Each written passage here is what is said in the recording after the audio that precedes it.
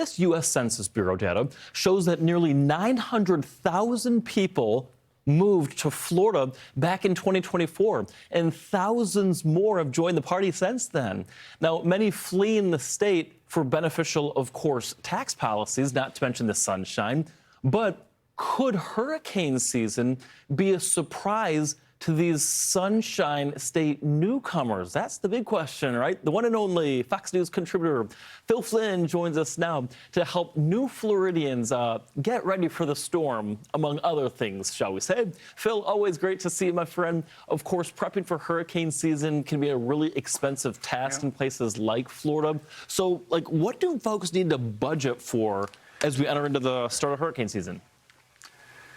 First of all, I want to welcome all those new Floridians to paradise. Yes. Hey, this is the dream place, right? You know, you're going to see more retirement people move to Florida to get away from higher taxes, in many blue states and going in there. But for a lot of people, this is going to be a different world, especially when it comes to weather and how you need to be prepared, right? You know, there's a very active storm systems. They've had lightning storms. They have power outages. And, there's a lot of things you need to be prepared. Get prepared. Make sure you have insurance. Make sure you have flood insurance. A lot of people think you buy hurricane insurance, you're good to go. No. It's different, and you got to get flood insurance. You might need a generator. If possible, have a generator because there's a lot of power outages. And you really might want to get familiar with what a water bob is. Have you heard of a water bob? Who knew? Right. A water bob is something that will, in an emergency, if you lose power for days because of a hurricane, before the hurricane, you fill this up in your bathtub. It keeps the water clean, and there's over 100 gallons of water. So if you're out without power, or if the water gets contaminated from the storm, which can happen in a hurricane, it can allow you to have clean water and survive, until the power gets back and things get back to normal. Water bob, you learn something new every day, Phil. I really appreciate that. So this is something that's something kind of new here, too. So new residents who actually moved to Florida after December the 31st, they're actually missing out on a huge tax or homeowner tax break in Florida. And the state moving to provide long-term property tax relief to residents. This, of course, being backed up by Governor Ron DeSantis. Who and how will this impact them? You want to get there fast if you can, right? You want to get your house as soon as you can, get this tax break. And if you miss this tax break, you're still going to get one, but it's going to be phased in over time. But residents of Florida are going to get a tax relief, to the cost of their house for property taxes, right?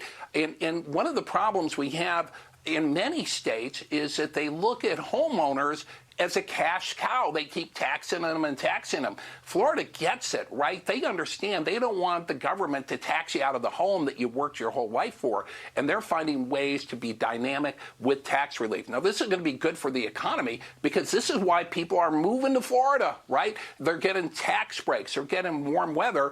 And this is going to grow. Now, you're still going to have to pay some taxes, for school and basic services. But this tax relief program, when it comes to property taxes, is going to be real attractive. And I think other states should learn from what's going on in Florida, and they can be successful, too. Absolutely. Phil, this is what I thought was really interesting when we were kind of digging into different topics to talk about. So in Florida, of course, we're talking about a surge of people moving down there. So you would expect that with more people, that the home prices would probably be going up, right? But what we're actually seeing is that home sellers in cities like Tampa, Florida, and then other Sunbelt cities, are they actually slashing their prices? They really are. And this is what happened, Michael. There was a surge of building activity over the last couple of years, oversupplies, right? It was driving up prices, right? And so we built a lot of new communities, new homes. So there was a lot more supply, even as demand continues to be pretty strong. Now, the other thing you're seeing in these housing prices is the cost of building materials actually have gone down a little bit. So the combination of weakening inflation, from all the supply chain issues, more supplies bringing those prices down. So this is the time to move if you want to go to Florida.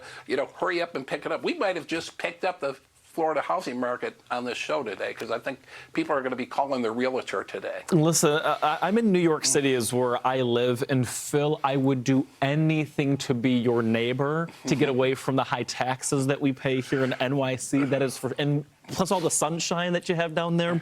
You can count me in and sign me up. I will be your neighbor in a second. Fox News contributor Phil Flynn. Phil, thank you as always for your insight. Really appreciate it.